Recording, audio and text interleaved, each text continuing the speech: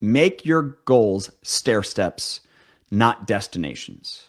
Life is an infinite game. Whether you've read Simon Sinek's book or not, it just goes on and on and on. And what you want to do is just be in the game. Be in the game of life and understand sometimes you're ahead, sometimes you're behind.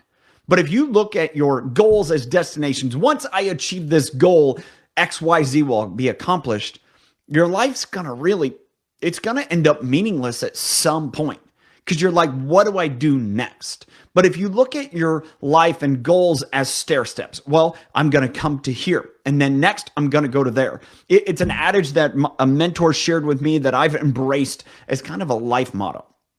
My floor today was yesterday's ceiling. My ceiling today is tomorrow's floor. Another way said is my intention is to be better today than I was yesterday. Going through the day to be better tomorrow than I am today. And so that's just a learning how I carry myself. So that's my encouragement to you. Make your goals stair steps, not a destination. Have a great day.